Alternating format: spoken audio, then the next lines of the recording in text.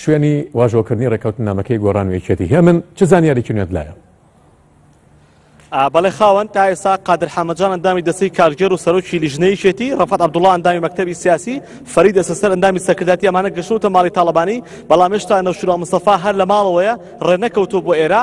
ئەوانەی کە لەگەڵ وەفدەکەی گۆڕاندا دێنە ماڵی تاڵەبانی ئەم ناوانن کە پێی دەڵێم عومەری سێعەلی، عوسمانی حاجی مەحموود، محەممەد تۆفیق ڕەحیم، قادری حاجی عەلی، مستەفای سێ قادر و هەروەها سەرۆکی پەرلەمانی کوردستان یوسف محەممەد و هەروەها ئارامی شێخ محەممەد جێگری دومی سەرۆکی پەرلەمانی عێراق و سەرۆکی بەشێک لە سەرۆکی فراکسیۆنەکانیش لەگەڵ وەفدەکەی گۆڕاندا دێن.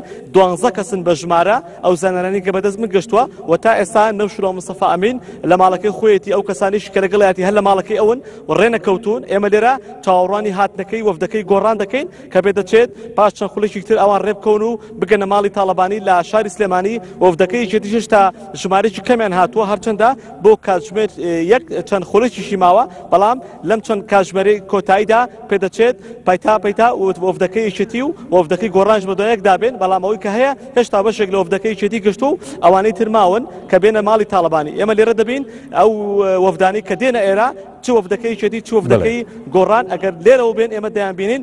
بەڵێ نەبم هێمن ڕەنگە ئەوانەی کە یاوەری هێزانەکان بۆ بێ وەفدی تر گەشت. بەڵێ خاوەنەوە وەفدێکی تر گەشت. ئەمە دلێری سەیمەجی بەرپرسی ئیدارەی گشتی یەکێتی نیشتمانی کوردستان ئەم ئۆتۆمبیلە ئەو بوو گەشتە ئێرە.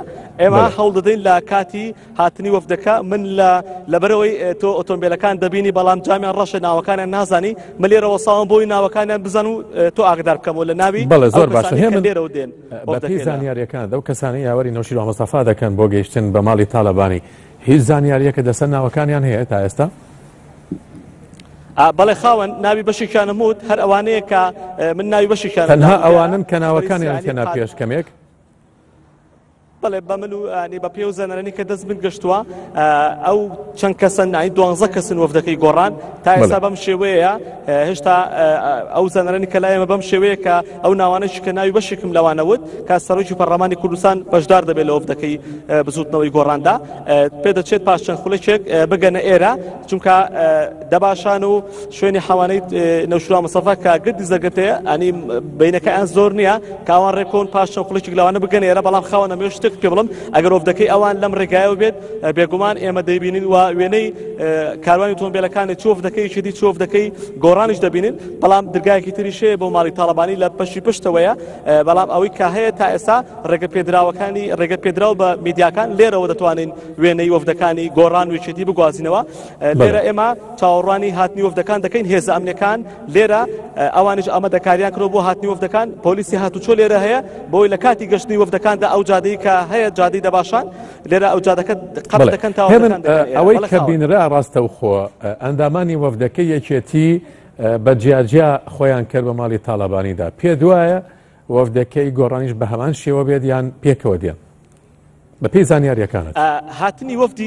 هاتنی وەفدی یەکێتی لەگەڵ وەفدی گۆڕاندا بۆ ماڵی تاڵەبانی جیاوازی هەیە. جیاوازەکەی لەوایە یەکێتی لەبەرەوەی ماڵی تاڵەبانی وەکو شوێنێکی خوان وایە ئەوان بۆ یەکێتی. سپاس بۆ تۆ هێمن مەحموود پەیامنێریە نارتی ڕاستەوخۆ لەبەردەم ماڵی تاڵەبانی شوێنی واژۆکردنی ڕێکەوتنەکەی نێوان گۆڕان و یەکێتی. بەڵێ بەڕێزان ئێمە ڕووماڵی ڕاستەوخۆی واژۆکردنی ڕێکەوتنەکەی نێوان گۆڕان و یەکێتی